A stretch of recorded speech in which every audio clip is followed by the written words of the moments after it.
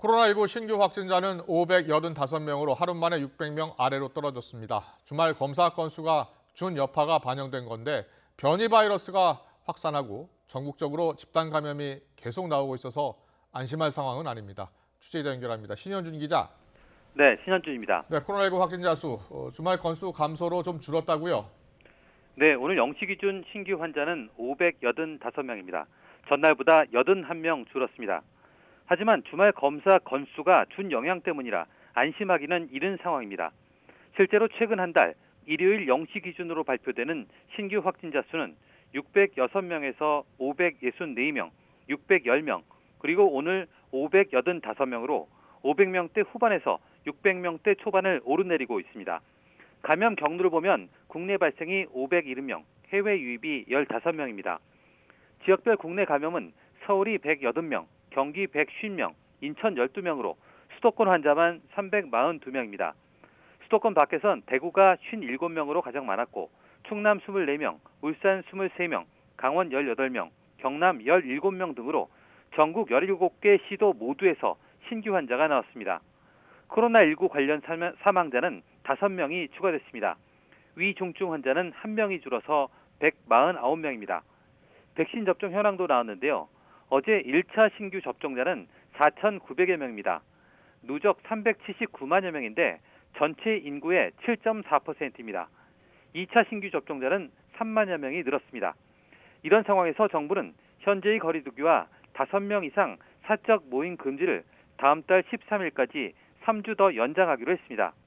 정부는 변이 바이러스가 확산하고 있는 데다 충청과 경북, 호남권 등 전국 곳곳에서 집단 감염이 이어지고 있다며 확진자 수가 800명대로 올랐을 경우 거리두기 단계 격상이나 영업시간 제한 강화 등의 조처를 검토할 방침입니다. 그리고 우리나라와 미국이 백신 위탁 생산과 연구 협력을 확대하기로 했죠?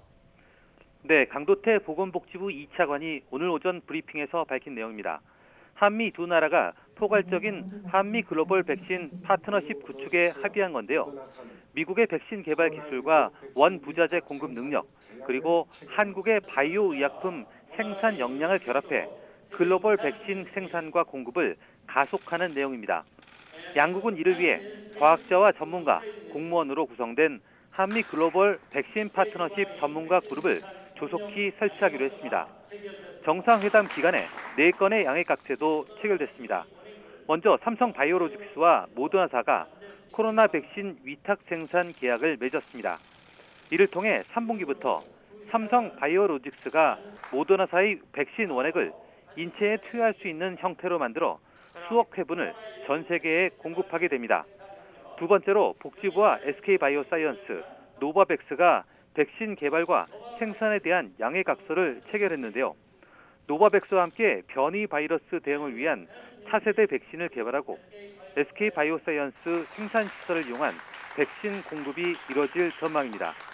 이어 정부가 모더나사의 한국 투자에 협력하고 모더나사는 mRNA 백신 연구에 협력하는 내용의 양해각서 2건도 체결됐습니다.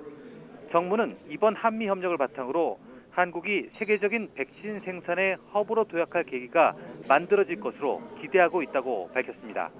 지금까지 사회부에서 YTN 신현주입니다.